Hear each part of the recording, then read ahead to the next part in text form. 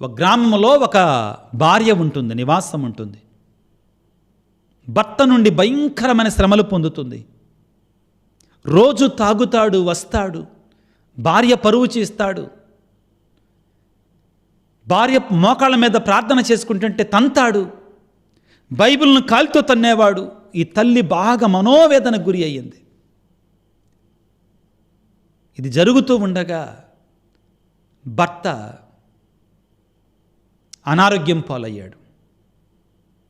విచారణ గురువు దగ్గరికి వచ్చేసి, అయ్యా, నా భర్త మారు మనస్సు కొరకే ప్రార్థన చేయండి, నా భర్త కోసం ప్రార్థన చేయండి అయ్యా, కన్నీటితో వేడుకుంది. ఆ తల్లి చాలా భక్తురాలు, గుడికొచ్చేటువంటి విచారణ గురువు కూడా ఆ తల్లి కన్నీటిని చూచి దేవునికి ప్రార్థన చేయటం మొదలుపెట్టాడు. అయితే కొన్నాళ్ల తర్వాత ఆ భర్త మారిపోయాడు. కానీ తాను అనారోగ్యం కారణంగా చనిపోయాడు. విచారణ గురువు భూస్థాపన కార్యక్రమం చేశారు, మంచి ప్రసంగాన్ని చెప్పారు. సమాధి కార్యక్రమం అయిపోయింది. ఇంటికి తిరిగి వచ్చిన తర్వాత ఆ తల్లిని, ఆ కుటుంబంలో ఉన్నటువంటి పిల్లలందరినీ కూడా చేరదీసి ఓదార్పు మాటలు పలుకుతూ ఈ విధంగా అన్నారు, అమ్మా, నువ్వెంతగానో ప్రార్థన చేశావు, నేను కూడా ప్రార్థన చేశాను నీ భర్త కోసం. కానీ ఒకవేళ దేవుడు మన ప్రార్థన వినలేదేమో అని అనగానే ఆ తల్లి అన్నదట, లేదు ఫాదర్ గారండి, దేవుడు మన ప్రార్థన విన్నాడండి, దేవుడు మన ప్రార్థన విన్నాడు. ఎందుకనంటే నా భర్త విచ్చలవిడి జీవితాన్ని జీవించేటువంటి వాడు, బైబిలును కాలితో తన్నేటువంటి వాడు, నేను ప్రార్థన చేసుకుంటే నన్ను తన్నేవాడు, దేవుడంటే అసహ్యంగా చూసేవాడు, దేవునికి పటాలంటే అసహ్యంగా చూసేవాడు. కానీ ఏం జరిగిందో తెలుసా ఫాదర్, నేను మిమ్మల్ని ప్రార్థన చేయమని అడిగిన తర్వాత నిదానంగా అతనిలో మార్పు వచ్చిందండి. శారీరకంగా అనారోగ్యం పాలై ఉన్నాడు, కానీ ఆత్మీయంగా అతను ఎంతగానో మారిపోయాడండి. నా కోసం ప్రార్థన చేయమని అడిగేవాడండి, జపమాల చెప్తున్న నాతో పాటు జపమాల చెప్పేవాడు, కుమిలి కుమిలి ఏడ్చేవాడండి తన పాపాల కొరకై, పశ్చాత్తాపడ్డాడండి. మీకు తెలుసు ఫాదర్ గారండి, హృదయ పరివర్తన చెందాడు, గుడికి రావటం ప్రారంభించాడు. శారీరకంగా నా భర్త మరణించాడండి, ఇది పెద్ద లోటు నాకు, నా పిల్లలకి. కానీ ఈరోజు నాకు నా దేవుడు నా ప్రార్థన ఆలకించాడు. నా ప్రార్థన ఏంటంటే నా భర్త మారు మనసు లేకుండా చనిపోకూడదు, ఆ నరకానికి వెళ్ళకూడదు అనే ప్రార్థనను నేను చేశానయ్యా. దేవుడు నా ప్రార్థనను ఆలకించాడు. ఒకవేళ నా భర్త బ్రతికి ఉండి పాపములో పడిగే ఉన్నట్లయితే అది నాకు ఇంకా వేదన కలిగించేది. ఈనాడు మరణించాడు, శారీరకంగా నాకు బాధగానే ఉంది, కానీ నా భర్త మారాడు చూడండి, హృదయ పరివర్తన చెందాడు చూడండి, దేవుని మీద నమ్మకాన్ని పెంచుకున్నాడు చూడండి, పశ్చాత్తాపడ్డాడు చూడండి, పాప సంకీర్తనం చేసుకున్నాడు చూడండి, చివరికి అవస్థాభ్యంగాన్ని పొంది మరణించాడు చూడండి. ఆయన స్వర్గానికి వెళ్ళాడండి. దేవుడు మన ప్రార్థనను ఆలకించాడు.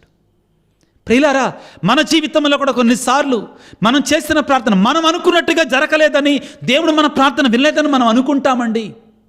కానీ ప్రార్థన ఎప్పుడూ కూడా వమ్ము కాదు బిడ్డలారా, ప్రార్థన ఎప్పుడూ కూడా వమ్ము కాదు బిడ్డలారా. నువ్వు దేవుడికి చేసిన ప్రతి ప్రార్థన కూడా ఫలవంతం అవుతుందండి. కానీ అది నువ్వు అనుకున్నట్లుగా, నీవు ఊహించినట్లుగా, నువ్వు ఆలోచించినట్లుగా జరగదు.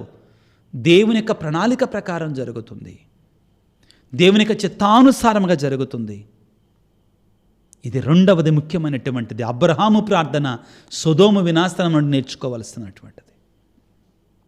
సొదోము పట్టణాన్ని యోధా ప్రాంతకలో 1వ అధ్యాయం 7వ వచనంలో మనం చదువుకున్నట్లుగా, యోధా పత్రిక 1వ అధ్యాయం 7వ వచనంలో మనం చదువుకున్నట్లుగా, రానున్న కాలంలో లైంగికపరమైన శారీరకమైన వ్యామోహాలకి బలి అవుతూ పాపములు బ్రగ్గేటువంటి వారికి హెచ్చరికగా ఉండడానికి సొదోము పట్టణాన్ని దేవుడు వినాశనము చేశాడు అని గ్రంథకర్త అయినట్టు యోధా మనకు తెలియజేస్తున్నాడు. మూడవది ముఖ్యమైన సందేశం ప్రియులారా, ప్రార్థన కొన్నిసార్లు ప్రార్థనలో ఉన్న గొప్పతనం ప్రియులారా, మనం అనుకున్నది జరగకపోయినా కానీ భక్తుడికి భగవంతునికి మధ్య ఉన్నట్టు ఆ బంధాన్ని పెంచుతుంది, ఆ విధంగా ఉపయోగపడుతుందండి. అబ్రహాము ప్రార్థన చేసినా కానీ సొదొమ పట్టణం నాశనం అయ్యింది. అక్కడ మనం ఏమనుకుంటామంటే, చాలామంది మనలో, అయ్యో అబ్రహాము సొదొమ పట్టణము కొరకై, సొదొమ ప్రజల కొరకై దేవుని సన్నిధిలో ప్రార్థన చేశాడు కదా, దేవుడు అబ్రహాము ప్రార్థన వినలేదా? దేవుని అబ్రహాము ప్రార్థన అంగీకరించలేదా? దేవుడు అబ్రహాము ప్రార్థనకి జవాబు ఇవ్వలేదా? సరియైన సమాధానం ఇవ్వలేదా? అబ్రహాము చేసిన ప్రార్థనలో ఏమైనా లోపం ఉందా అని మనకు ప్రశ్నలు తలెత్తవచ్చు. కానీ ప్రియులారా, అది కాదు మనం చూడాల్సింది. అబ్రహాము తన వంతుగా తాను చేయాల్సిన ప్రార్థన తాను చేశాడు. నిజాయితీగా విజ్ఞాపన ప్రార్థన చేశాడు. దేవుడు కూడా అబ్రహాముకు సమాధానం ఇవ్వాల్సిన రీతిలో ఇచ్చాడు. సొదొమ పట్టణం నాశనమైనా కానీ లోతు యొక్క కుటుంబాన్ని కాపాడటానికి ప్రయత్నం చేశాడు. ఇది అబ్రహాము ప్రార్థన యొక్క ఫలితం అని మనం మరిచిపోకూడదు ప్రియులారా. వాక్యాన్ని చదువుకుంటూ ధ్యానం చేయటానికి ప్రయత్నం చేద్దాం. అబ్రహాముతో దేవుడు చెప్పాడు, నేను సొదొమ పట్టణాన్ని నాశనం చేయబోతున్నాను. కారణం ఏమిటి అంటే, సొదొమ పట్టణ వాసులందరూ కూడా పాపాంధకారములో మునిగిపోయారు, దాష్టికములో తేలియాడుతున్నారు, శరీర కృత్యాలతో లజ్జాకరమైన ప్రవర్తనతో వారు జీవిస్తూ ఉన్నారు. మగవాళ్ళు ఆడవాళ్ళు వావి వరసలు లేకుండా విశృంఖలమైనటువంటి ఈ శారీరకమైన కార్యాలలో వారు మునిగిపోయారు. కాబట్టి ఆ పట్టణమంతా కూడా పాపభూయిష్టమైపోయింది. ఆ పట్టణాన్ని నేను నాశనం చేయబోతున్నాను అని అబ్రహాముకు తెలియజేశాడు దేవుడు. ఆదికాండం 18వ అధ్యాయము 23వ వచనములో అతడు దేవుని సమీపించి, ప్రభు, దుర్జనులతో పాటు సజ్జనులు సైతం నాశనము చేయుదువా? ఆ పట్టణంలో సజ్జనులు 50 మంది ఉన్నచో వారిని బట్టి ఆ నగరమును నాశనము చేయకుండా కాపాడవా? నువ్వు నీతిమంతుడివి కదా, ధర్మాత్ముడివి కదా. నీతిమంతులు పాపులతో పాటు నాశనము కావటం నీకు ఇష్టముండదు కదా. ధర్మాత్ముల కొరకైనా కానీ ఆ పాపులను కాపాడాలి కదా అని అడిగితే, సరే 50 మంది ఉంటే నేను దాన్ని క్షమిస్తాను, కాపాడతాను పట్టణాన్ని అంటాడు. 26వ వచనంలో, అంతట దేవుడు సొదొమ నగరములో 50 మంది మంచివారు ఉన్నను, వారిని బట్టి ఎల్లరినీ కూడా నేను క్షమిస్తాను, రక్షిస్తానన్నాడు. అయితే అబ్రహాము ప్రియులారా, దేవుని సన్నిధిలో అత్యంత దీనంగా ధైర్యం చేసి, ఒకవేళ 5 తక్కువ ఉంటే, ఒకవేళ 10 మంది తక్కువ ఉంటే, ఇంకొక 10 మంది తక్కువ ఉంటే అని ఆ విధంగా దేవుని యొక్క కనికరాన్ని పెంచుకుంటూ పోయాడు. దేవుని సన్నిధి అత్యంత దీనంగా ప్రార్థన చివరికి అబ్రహాము ప్రియులారా ప్రార్థన చేస్తున్నాడు. ఆదికాండం 18వ అధ్యాయము 32వ వచనంలో, అటు తరువాత అబ్రహాము, ప్రభువా, తాము కోపపడకున్నా ఇంకొకసారి మాత్రం మాట్లాడతాను, ఇంకొక last time I will speak అని పలికి, ఒకవేళ 10 మంది మాత్రమే మంచివాళ్ళు ఉన్నారనుకో, దేవుడేమన్నాడంటే, 10 మంచివారున్నా చాలు, దాన్ని నాశనం చేయనని చెప్పి అంతటా దేవుడు అబ్రహాముతో మాట్లాడుట చాలించి వెళ్ళిపోయాడు. అబ్రహాము ఇంటికి తిరిగి వెళ్ళాడు. ప్రియులారా, ఇది జరిగిన తర్వాత, అబ్రహాము ప్రార్థన చేసిన తర్వాత, దీనతతో పరుల కొరకే ప్రార్థన చేసిన తర్వాత, పట్టువిడవకుండా ప్రార్థన చేసిన తర్వాత 10 మంది వరకు వచ్చాడు దేవుడు. ఆ తర్వాత దేవుడు వెళ్ళిపోయాడు, అబ్రహాము తన ఇంటికి వెళ్ళాడు. ఆ తర్వాత ఏం జరుగుతుందో మనకి ఆదికాండం 19వ అధ్యాయంలో మనం చదువుకుంటాం ప్రియులారా. సొదొమ పట్టణాన్ని దేవుడు అగ్నిగంధకాన్ని పంపించి సర్వనాశనము చేశాడండి. ఇది మనకు తెలిసినటువంటి చరిత్ర బైబిల్ గ్రంథంలో. ఆదికాండం 19వ అధ్యాయంలో మనం చదువుకుంటాం. ఇక్కడ మనకు తలెత్తే కొన్ని ప్రశ్నలు ఉన్నాయి ప్రియులారా. దేవుడు అబ్రహాము ప్రార్థనను ఆలకించలేదా? అబ్రహాము చేసిన ప్రార్థన వ్యర్థమైపోయిందా? దేవుడికి అబ్రహాం పెట్టిన మొరంతా కూడా బూడిద పాలైపోయిందా? కానే కాదు ప్రియులారా. దేవుడు అబ్రహాము ప్రార్థనని ఆలకించాడు, అబ్రహాము ప్రార్థనకి జవాబునిచ్చాడు, అబ్రహాము ప్రార్థనకి ప్రతిఫలాన్నిచ్చాడు. అబ్రహాము ఏమని కోరుకున్నాడంటే, అయ్యా, నీవు ధర్మాత్ముడివి కదా, నీతివంతముగా ప్రవర్తించేటువంటి వాడివి కదా, నీతిమంతులను కాపాడేటువంటి వాడివి కదా అని ప్రార్థన చేశాడు. ఇదిగో ఏమంటున్నాడండి అబ్రహాము, వాక్యాన్ని చదువుకుంటే ఆదికాండం 18వ అధ్యాయం 25వ వచనములో, భూలోకమునకెల్లా తీర్పరియగువాడవు ధర్మమును అనుసరింపవలదా? నీవు ధర్మాన్ని అనుసరించేటువంటి వాడివి కదా, నీతిని అనుసరించేటువంటి వాడివి కదా, నీతిని నిలబెట్టేటువంటి వాడివి కదా అన్నాడు. ప్రార్థన చేశాడు. దేవుడు తన నీతిని నిలబెట్టుకున్నాడు. పాపులతో పాటు కలిపి నీతిమంతులను నాశనము చెయ్యలా దేవుడు. అబ్రహాముకు దేవుడు ఏమని వాగ్దానం చేశాడు? ఆ సొదొమ పట్టణములో 10 మంది నీతిమంతులు ఉన్నా కానీ ఆ 10 మందిని పట్టి ఆ 10 మంది కోసం మిగిలినటువంటి వారందరినీ కూడా కాపాడతారు. చివరిగా అబ్రహాముకి ఇచ్చినటువంటి నీతి వాగ్దానం ఇది. కానీ ఆ గ్రామంలో 10 మంది నీతిమంతులు కూడా లేరు. ఆ పట్టణంలో, సొదొమ పట్టణంలో.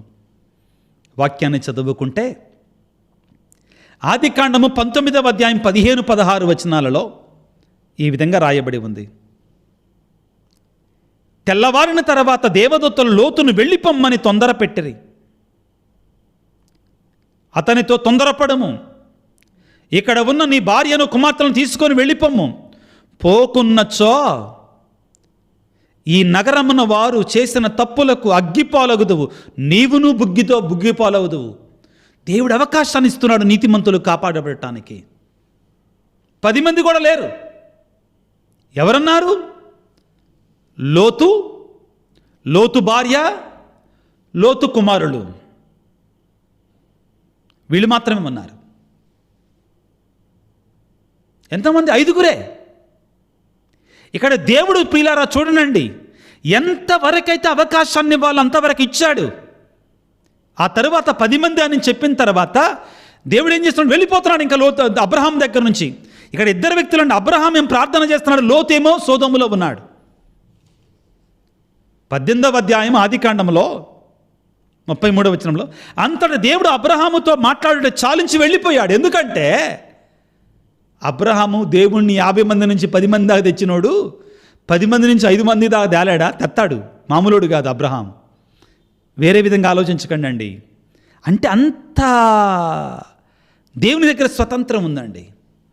కానీ అక్కడ 10 మంది కూడా లేరే. అంత పెద్ద పట్టణంలో, కొన్ని లక్షల మంది ఉన్న పట్టణంలో దేవుడు అబ్రహాముకి ఇచ్చినటువంటి నీతివంతమైన వాగ్దానం నిలబెట్టుకున్నాడు. 10 మంది ఉంటే కాపాడుతానన్నాడు. 10 మంది లేరు అక్కడ.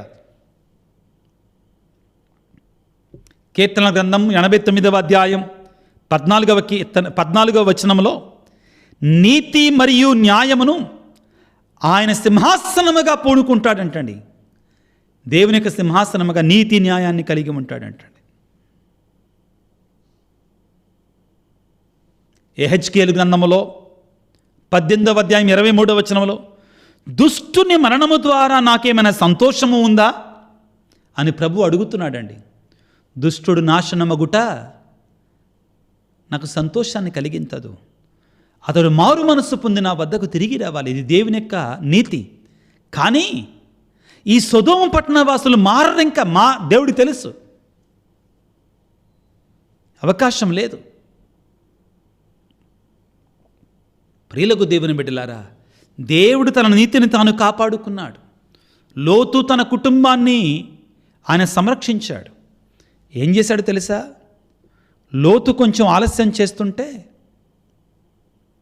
ఆదికాండం 19వ అధ్యాయం 16వ వచనం, కానీ లోతు తడవు చేశాను, అయినను దేవుడు అతని పట్ల కనికరము చూపాను. చూడండి, కావున దేవదూత లోతు చేతులు పట్టుకొని భార్యతో కుమార్తెలతో అతను నగరం వైపుకు లాక్కొని వచ్చేసారండి. అది దేవుడు చూపిన కనికరం. అబ్రహాము ప్రార్థనను ఆలకించిన దేవుడు అండి. అక్కడ వీళ్ళు రావట్లేదులే, నాశనం అయిపోయి వీళ్ళతో పాటు అన్నా దేవుడు నీతిమంతులను కాపాడువాడు. ఆయన చేతులు పట్టుకొని మరి లాక్కొచ్చారండి బయటికి లోతుని కుటుంబాన్ని. తన భార్య చెప్పిన మాట వినలా. ఏం చేస్తాం? మొదటిగా ప్రియుల, దేవుడు తన నీతిని నిలబెట్టుకున్నాడు. రెండవది, దేవుని యొక్క సంకల్పం అండి, దేవుని యొక్క అవగాహన. ఈ మాట ముఖ్యమండి. దేవుని యొక్క అవగాహన మన అవగాహనకు మించినటువంటిదండి. దేవుని యొక్క సంకల్పం మనకంటే పెద్దది ప్రియులారా. ఏమిటి దేవుని యొక్క సంకల్పం? ఈ సొదొమ ప్రజలు ఇంత భయంకరమైన పాపములో, లజ్జాకరమైన స్థితిలో ఉన్నారు. వీరిలో మార్పు అనేది లేదు కాబట్టి వీరి యొక్క వినాశనం అనేటువంటిది రానున్న కాలంలో ప్రజలందరికీ ఒక గుణపాఠముగా, ఒక హెచ్చరికగా ఉండాలి. ఇది దేవుని యొక్క సంకల్పం ప్రియులారా. మనందరికీ కూడా అది ఒక రానున్న భవిష్యత్ కాలంలో ఉన్నట్టు మనందరికీ కూడా ఒక గొప్ప హెచ్చరికగా ఉంటుందండి. యోధా గ్రంథములో 1వ అధ్యాయం 7వ వచనములో ఏమని రాయబడి ఉంటుందంటే, ఇదిగో సొదొమ గొమొర్రా ప్రజల యొక్క వినాశనం అంటండి భవిష్యత్ కాలంలో ప్రజలకు గొప్ప హెచ్చరికగా దేవుడు పెట్టాడంటండి. యోధా గ్రంథము ఒకే అధ్యాయం ఉంటుందండి. ఆ అధ్యాయంలో 7వ వచనాన్ని చదువుతున్నాను, వినండి. యోధా గ్రంథము దర్శన గ్రంథానికి ముందున్నటువంటి పుస్తకం అండి అది. యోధా గ్రంథం 1వ అధ్యాయం 7వ వచనం. లైంగికమగు అవినీతికి పాల్పడి ప్రకృతి విరుద్ధమైన వ్యామోహమునకు లోనై అందరికీ హెచ్చరికగా ఉండునట్లు నిత్యాగ్ని దండనకు గురి అయిన సొదొమ గొమొర్రా ఆ చుట్టుప్రక్కల పట్టణముల ప్రజలను స్మరింపము. ఏ విధంగానంటండి? హెచ్చరికగా ఉండడానికి. ఎవరైతే వావివరసలు లేకుండా విచ్చలవిడిగా జీవించేటువంటి లైంగికంగా ఉన్న పాపంలో మ్రగ్గుతున్నారో వాళ్ళందరికీ హెచ్చరికగా ఉంటుందా ఉండటం కోసం దేవుడు ఈ సొదొమ గొమొర్రా ఆ చుట్టుప్రక్కల ఉన్న పట్టణాలను కూడా కాల్చివేశాడు పిల్లారా. ఇదిగో మనం ఇలాగనే ఆలోచిస్తామండి. దేవుడి యొక్క ప్రణాళిక చాలా గొప్పగా ఉంటుంది. ఆయన యొక్క అవగాహన చాలా గొప్పగా ఉంటుందండి. యెషయా గ్రంథము 55వ అధ్యాయం 8-9 వచనాలు మనం చదువుకుంటాం కదా. నా ఆలోచనలు మీ ఆలోచనల వంటివి కాదు, నా తలంపులు మీ తలంపుల వంటివి కాదు, నా మార్గములు మీ మార్గముల వంటివి కావు. దేవుడు మనలాగా ఆలోచించడు, ఇంకా ఉన్నతంగా ఆలోచిస్తాడు, ఇంకా విశాలంగా ఆలోచిస్తాడు. పిల్లకు దేవుని బిడ్డలారా, సొదొమ పట్టణాన్ని మనందరికీ కూడా ఒక హెచ్చరికగా ఉంచుతున్నాడు. రోమపత్రిక 11వ అధ్యాయం 33వ వచనములో ఆయన తీర్పులు మనకి మన అవగాహనకు మించినటువంటివి ప్రియులారా. ఆయన మార్గములు మనకు అర్థమయ్యేటువంటివి కావు. అబ్రహాం ప్రార్థన చేశాడు, వినలేదు కదా? నో, విన్నాడు. మనందరికీ హెచ్చరికగా ఉంచుతున్నాడు. కొన్నిసార్లు మన కన్నీటి ప్రార్థన మనకు తెలియకుండానే మనని దేవునితో బలపరుస్తుందండి. మనం అనుకున్నది మనకు జరగకపోవచ్చుగాక, మనం అనుకున్న రీతిలో జరగకపోవచ్చుగాక, మనం కోరుకున్న రీతిలో జరగకపోవచ్చుగాక, కానీ అది మనకి వేరొక రూపంలో మనకు శక్తినిస్తుంది. ప్రియులకు దేవుని బిడ్డలారా, ఇదిగో దేవా నా కుమారుని బ్రతికించయ్యా, నా కుమారుని బ్రతికించయ్యా, నా కుమారుని బ్రతికించయ్యా. ఒకగానొక కుమారుడు, కానీ కుమారుడు చనిపోయాడు. నిజమే, లోటే, కొరత. కానీ ఈ ప్రార్థనలో నుంచి పుట్టినటువంటి ఆ శక్తి ఏంటంటే, ఆ తల్లికి నా కుమారుడు మరణించాడు నిజమే, కానీ నేను ఇంకొక 3 బిడ్డలని దత్తత తీసుకొని చదివిస్తానని చెప్పింది. తన ప్రార్థన యొక్క ఫలం ఇది. తన ప్రార్థనలోంచి పుట్టినట్టు ఆలోచన ఇది. తన ప్రార్థన ఫలించలేదా? భక్తుని భగవంతుని ఐక్యపరిచి బలపరుస్తుంది. ప్రియులారా, అబ్రహాముతో కూడా అంతే. లూకా సువార్త 11వ అధ్యాయం 9వ వచనం, అడగండి మీకు ఇస్తాం, తట్టండి మీకు తెరుస్తాం, ఎదకండి మీకు దొరుకు. కానీ దేని కొరకే అడగాలి? పరిశుద్ధాత్మ కొరకే అడగాలి, దేవుని చిత్తము కొరకే అడగాలి. అది మనకు నేర్పిస్తుంది ప్రార్థన. ఎట్లు మనం ప్రార్థన చేయాలి, దేని కొరకు ప్రార్థన చేయాలి, నువ్వు ప్రార్థన చేస్తూ ఉండగా నీకు తెలుస్తుందండి. నువ్వు మొదట్లో చేసిన ప్రార్థనకి, ప్రారంభంలో ప్రార్థన నేర్చుకుంటున్నప్పుడు చేసిన ప్రార్థనకి, ప్రార్థనలో ఎదిగిన తర్వాత చేసే ప్రార్థనకి తేడా వచ్చేస్తుందండి. నువ్వు అనుకున్నది అనుకున్నట్లుగా జరగకపోయినా దేవుడి చిత్తం జరిగినప్పుడు ఇది దేవుని చిత్తం అని అంగీకరించే శక్తి నీకు వస్తుందండి. యేసు ప్రభు ప్రార్థన చేశాడు. చాలా ముఖ్యమైన సందేశం అండి ఇది. గెత్సెమనే తోటలో కన్నీటితో ఏడ్పులతో చేశాడు. తండ్రి, నీ చిత్తమైతే ఈ పాత్రను తొలగించని వేడుకున్నాడు. దేవుడు యేసు ప్రభు ప్రార్థన ఆలకించాడా, ఆలకించలేదో చెప్పండి. తండ్రి, నీ చిత్తమైతే ఈ పాత్రను నా నుండి తొలగిపోనిమ్ము అని ప్రార్థన చేశాడు కదా. మరి దేవుడు యేసు ప్రభు యొక్క కన్నీటి ప్రార్థన ఆలకించాడా? ఆలకించాడు. ఎస్, ఆలకించాడని బైబిల్లో ఉంటుందండి. చదువుతాను, వినండి. హెబ్రీ పత్రిక 5వ అధ్యాయము 7వ వచనం జాగ్రత్తగా ఆలకించండి పిల్లారా. తన ఇహలోక జీవితమున మృత్యువు నుండి తనను రక్షింపగలిగిన శక్తి కలిగిన దేవుని గూర్చి యేసు ఏడ్పులతోనూ కన్నీటితోనూ పెద్దగా ఎలుగెత్తి ప్రార్థించాను. ఆయన భక్తి విధేయతలు కలవాడగుట చేతనే దేవుడు ఆయన ప్రార్థనను ఆలకించాడు. ప్రియులారా, జాగ్రత్తగా ఆలకించండి. గెత్సెమనే తోటలో యేసయ్య, తండ్రి, ఈ పాత్రను నా నుండి తొలగిపోనేము, అయినను నా చిత్తము కాదు నీ చిత్తమని నెరవేరునుగాక. మనం అనుకుంటాం యేసు ప్రభు ప్రార్థన చేశాడుగా పాత్రను తొలగించమని, దేవుడు తొలగించలేదేంటి? నో, నీ చిత్తం నెరవేరునుగాక అది నేర్పించాడు. ఆ ప్రార్థన ద్వారా, ఆ కన్నీటి ప్రార్థన ద్వారా దేవుని యొక్క చిత్తాన్ని నెరవేర్చాడు. శక్తిని దేవుడిచ్చాడు. ఎవరికి? తన కుమారుడైన క్రీస్తుకి. ఆ ప్రార్థనకు ప్రతిఫలం ఇది. కాబట్టి వాక్యంలో మనం ఏం చదువుకుంటామంటే, హెబ్రీ పత్రిక 5వ అధ్యాయం 7వ వచనం, తన ఇహలోక జీవితమున మృత్యువు నుండి తను రక్షింపగలిగినటువంటి దేవుని గురించి యేసు ఏడ్పులతోనూ కన్నీటితోనూ పెద్దగా ఎలుగెత్తి ప్రార్థించాను. ఆయన భక్తి విధేయతలు కలవాడగుట చేతన దేవుడు ఆయన ప్రార్థనను ఆలకించాడు. తద్వారా తాను దేవుని పుత్రుడై ఉండి కూడా తాను పొందినటువంటి బాధల ద్వారా విధేయుడై ఉండుట ఆయన అభ్యసించను. ఆ ప్రార్థన క్రీస్తుకి విధేయతను నేర్పించింది. అబ్రహాముకు కూడా ఆ తరువాతి కాలంలో దేవుని కుమారుడు పుట్టిన తర్వాత దేవుని చిత్తానికి లోబడి ఉండడాన్ని నేర్పిస్తుంది. ప్రియ బిడ్డ, ప్రార్థన ఎప్పుడూ కూడా మనం కోరుకున్నదే జరగటం ప్రార్థన కాదండి. దేవుని చిత్తానికి లోబడినట్లుగా మనకు నేర్పిస్తుంది. చూడండి, అది ఇంకా గొప్ప ప్రార్థన. అబ్రహాము సొదొమ పట్టణము కొరకై చేసిన ప్రార్థన దేవుడు ఆలకించాడు. నీతిమంతులను కాపాడతానన్నాడు. లోతు జాగు చేసినా, ఆలస్యం చేసినా కానీ చేతులు పట్టుకొని లాక్కెళ్ళి మరీ కాపాడాడు. భార్య వెనక్కి తిరిగి చూడొద్దన్నా కానీ చూసింది కాబట్టి ఎవరు కాపాడలేరు. రెండవది నీతిమంతులను నీతిమంతంగా కాపాడిన దేవుడు మొదటిదైతే, రెండవది దేవుని యొక్క అవగాహన, దేవుని యొక్క ప్రణాళిక నీ ప్రణాళిక నా ప్రణాళిక కంటే గొప్పగా ఉంటుంది. ఏమిటి అది?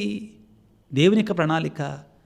సొదొమ పట్టణాన్ని యోధా పత్రిక 1వ అధ్యాయం 7వ వచనంలో పలికినట్లుగా, రానున్న కాలంలో ఎవరైతే లజ్జాకరమైనటువంటి శారీరకమైనటువంటి కామవాంఛలతో బ్రతుకుతారో, హద్దు అదుపు లేకుండా బ్రతుకుతారో, అటువంటి వారికి హెచ్చరికగా, అటువంటి పట్టణాలకి హెచ్చరికగా, అటువంటి గ్రామాలకి హెచ్చరికగా దేవుడు ఈ సొదొమ పట్టణాన్ని ఉంచాలనుకున్నాడు, ఉంచాడు.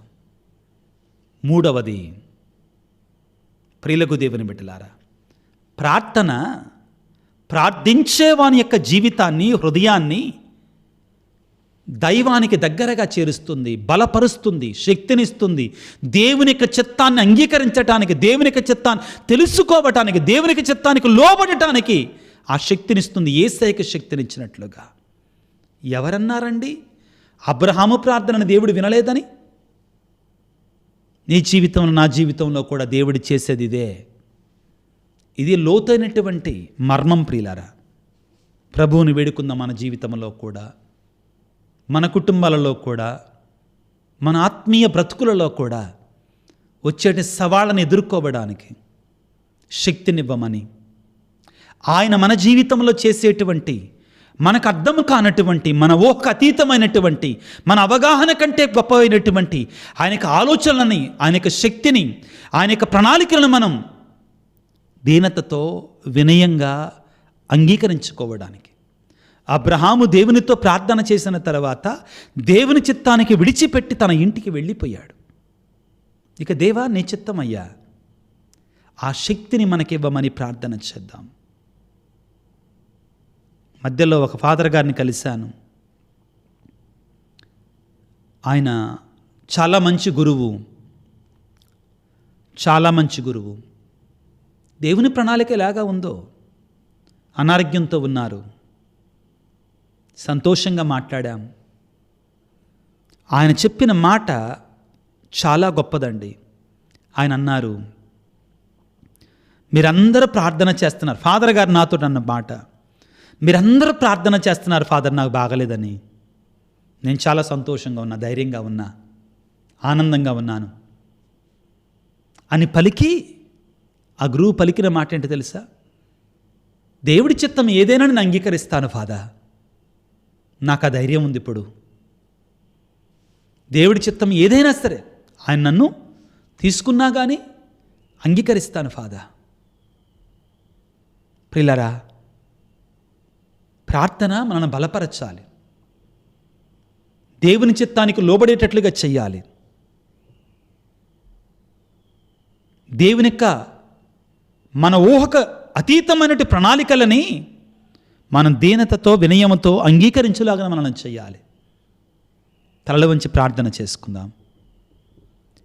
సర్వశక్తిమంతుడా, సర్వోన్నతుడా, ప్రేమామయుడా, నీకు స్తోత్రాలు, వందనాలు. ఈనాడు అబ్రహాము సొదోము ప్రజల కొరకై చేసిన ప్రార్థన ఏ రీతిగా నీవు నెరవేర్చావు, నీ చిత్తానుసారముగా ఏ విధంగా నడిపించావు అనే సత్యాలను మేము కొంచెంసేపు ధ్యానం చేసుకున్నాం. నీకు స్తోత్రాలు, వందనాలు ప్రభువా. మా జీవితంలో ఒడిదుడుకులు ఏర్పడినప్పుడు, శ్రమలు వచ్చినప్పుడు, బాధలు వచ్చినప్పుడు మేము కంగారు పడకుండా నీ ప్రణాళిక ఏమై ఉంటుందో, నీ చిత్తమ ఏమై ఉంటుందో, నీ నీతిని నీవెప్పుడు కూడా తప్పవనని విశ్వాసముతో నీకు ప్రార్థన ద్వారా చేయటం ద్వారా నాకు నీతో ఉన్నట్టు బంధం దేవా బలపడుతుందే కానీ నీరసపడిపోదనే సత్యాన్ని మాకు నేర్పించినందుకు మీకు స్తోత్రాలు. నా దేవా, మా జీవితాలలో వచ్చే ఒడిదుడుకులు మేము మీ చిత్తానికి లోబడి అంగీకరించడానికి కావాల్సిన శక్తిని మాకు దయచేయండి. మీరు మాకు పంపించే హెచ్చరికలను మేము స్వీకరించి మారడానికి కావాల్సిన మారు మనసును మాకు దయచేయండి. ఓ దేవా, ఓ కనికర సంపన్నుడా, ఈనాడు ప్రభువా ఈ వాక్య పరిచర్యలో పాల్గొనని బిడ్డలందరినీ దీవించండి, ఆశీర్వదించండి. నీ శక్తిని దయచేయండి, నీ కృపను నీ బిడ్డలకు ప్రసాదించండి. వారి వారి తలంపులను, ఉద్దేశాలను ప్రభు నీకు అర్పిస్తున్నాను. ముఖ్యంగా అనారోగ్యంతో బాధపడుతున్నటువంటి వారిని, కుటుంబాలలో శాంతి సమాధానం వారికి నీ కృపను దయచేయండి ప్రభుగా. మా కోసం ప్రార్థించండి అయ్యా అని దీనతతో అడుగుతున్న బిడ్డలందరినీ దీవించమని, ఈ యూట్యూబ్ పరిచర్య కొరకై ఆర్థికంగా సహాయం చేస్తున్న ప్రతి కుటుంబాన్ని దీవించమని, ఈ యూట్యూబ్ పరిచర్య ఆగకుండా ముందుకు వెళ్ళాలని ప్రార్థన చేస్తున్న బిడ్డలందరినీ దీవించమని మనాదురైన క్రీస్తు ద్వారా వేడుకొనిచున్నాము తండ్రి, ఆమెన్. ప్రభువు మీతో ఉందురుగాక, మీ ఆత్మతో ఉందురుగాక. సర్వశక్తిగల సర్వేశ్వరుడు పిత, పుత్ర, పవిత్రాత్మ మిమ్ము మీ కుటుంబాలను చల్లగా దీవించి ఆశీర్వదించి కాపాడుదురుగాక. God bless you. దేవుడు మిమ్ము దీవించుగాక. ఆమెన్.